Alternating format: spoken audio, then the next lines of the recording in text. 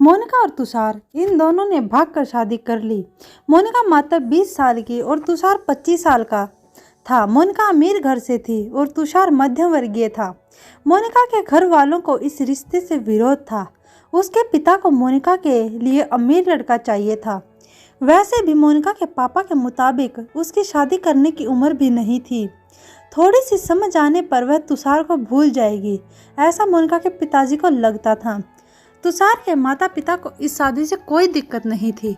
मोनिका की पढ़ाई पूरी हो और तुषार को भी अपने करियर पर अच्छे से ध्यान देना चाहिए, ऐसी उनकी इच्छा थी। बाद में वक्त आने पर वह मोनिका के माँ पापा से बात करेंगे, ऐसा उन्होंने तुषार को बोला था।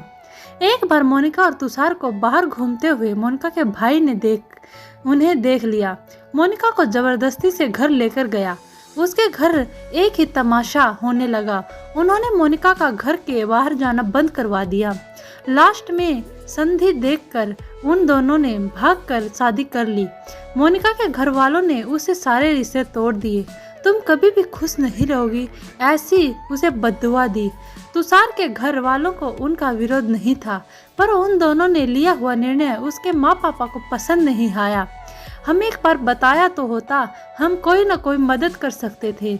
हम मोनिका के घर वालों से इस बारे में बात करते, ऐसे तुषार को उन्होंने कहा। पर अब जो हुआ सो हुआ। उन्होंने मोनिका को बहू के रूप में स्वीकार किया।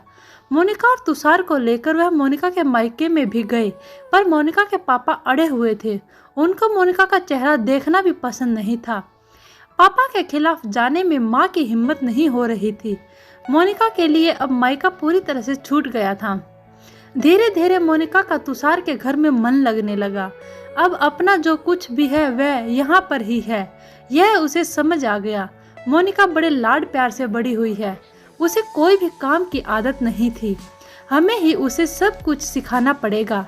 इसकी तुषार की माँ को यानी मोनिका की सास को पता था।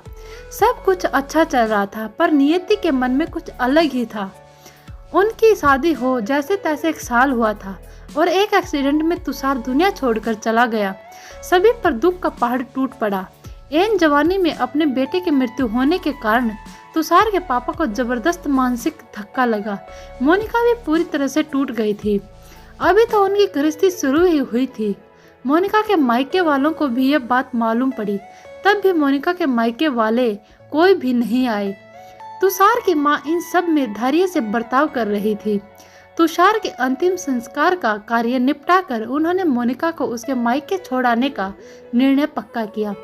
मोनिका उसके मायके जाने के लिए तैयार नहीं थी। उन्होंने मोनिका को बहुत समझाने की कोशिश की, बेटी तुम्हारे सामने पूरी जिंदगी पड़ी है, इसे बर्बाद मत करो। मैं बात करूंगी तुम्हारे माँ पापा से, जरूरत पड़ी तो मैं उनके पैर तक पकड़ लूंगी।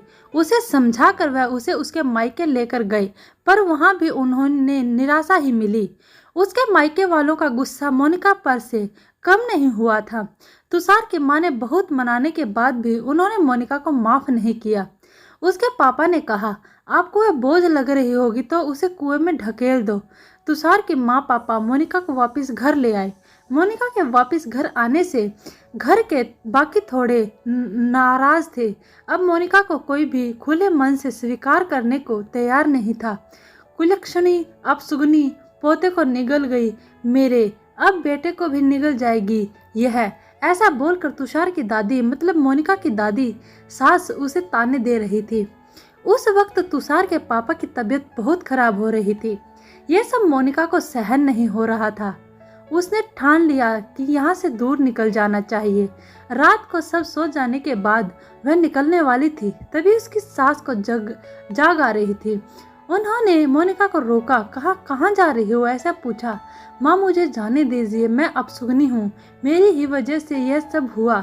मैं तुषार की जिंदगी में आती नहीं तो हमारी शादी नहीं हुई होती तो आज वो जिंदा होता, पापा की भी यह अवस्था होती नहीं। मुझे जाने दीजिए, मैं यहाँ नहीं रह सकती। वक्त आने पर आत्महत्या कर लूंगी, पर अब यहाँ नहीं रहूंगी। सच में मेरे यहाँ आने से इस घर की सारी खुशियाँ चली गई। मुझे कोई अधिकार नहीं है यहाँ रहने का। मोनिका रोते रोते सब बोल रही थी। उसकी सास ने उसे पहले शांत किया। मोनिका तुम दोनों मिले नहीं होते तो तुम्हारी शादी हुई नहीं होती तो उस दिन उस ट्रक ड्राइवर ने नशे में गाड़ी नहीं चलाई होती तो रास्ते पर लोगों ने तुषार को वक्त पर हॉस्पिटल में ले गए होते तो बहुत तो है बेटा, और अब वक्त निकल गया है इन सब बातों का विचार करने का। तुषार तो मेरा बेटा था, मेरी क्या अवस्था हुई होगी इन सब में। एक बार तो विचार किया क्या तुमने? वह तो चला गया और अब तुम भी छोड़कर चली जाओगी मुझे। मोनिका, तुम मुझ पर बोझ थी, इसलिए मैं तुम्हें तुम्हारे मायके छोड़ने नहीं गई थी। तुम्हारे सामने पूरी जिंदगी है, इस किसी के चले जाने से हम जीना नहीं छोड़ सकते। यहाँ से ज़्यादा तुम वहाँ पर खुश रहोगी, क्योंकि यहाँ तुषार की यादें तुम्हें हमेशा दुख देंगी। ऐसे में सोचती थी, पर जाने दो, जो हुआ सो हुआ। अब तुम्हारी पढ़ाई पूरी करोगी, मैं हूँ तुम्हारे साथ, और इनकी चिंता करने के लिए मैं हूँ ना सिर्फ तुम्हारे साथ। चाहिए मुझे बेटा बस इस सब में। तुषार के जाने से हर कोई परेशान था, हर किसी का बोलने का तरीका अलग हो गया। तुम्हारा दुख मैं अच्छे से समझ सकती हूँ, पर अब तुम्हें संभलना होगा। लोगों का बोलना नज़रअंदाज करना होगा। तुम्हें मन लगाकर पढ़ाई करनी पड़ेगी। तुम कोई भी गलत फैसला नहीं लोगी, इसका मुझे वचन दो। मैंने मेरा जवान बेटा गंवाया है और अब बेटी को नहीं खोना चाहती हूँ।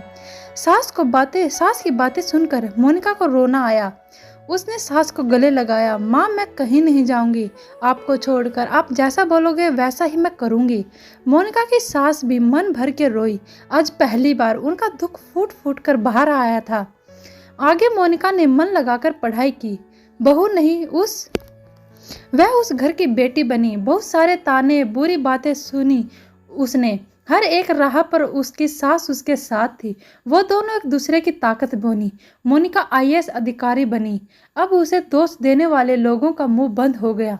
मोनिका के मायके के वालों को भी ये खबर पता चली। उसके पापा के सिवाय मायके के बाकी लोग उसे पूछने लगे थे। सास ने अच्छा जोड़ीदार चुनकर मोनिका की दूसरी शादी करवाई। शादी के बाद भी मोनिका अपनी माँ को कभी नहीं भूली। सास के अंतिम कॉल में भी मोनिका रात का दिन करके सेवा में हाजिर होती थी। सास के रूप में मोनिका उसकी जिंदगी खरे अर्थ से जीना सिखाने वाली माँ उसे मिली थी। पर सच में मोनिका के सास जैसी ऐसी कितनी समझदार औरतें इस समाज में है, जो एक चौखट से बाहर जाकर सोचती हैं और दूसरों को आधार बनकर उनका जीवन सफल बनाती हैं।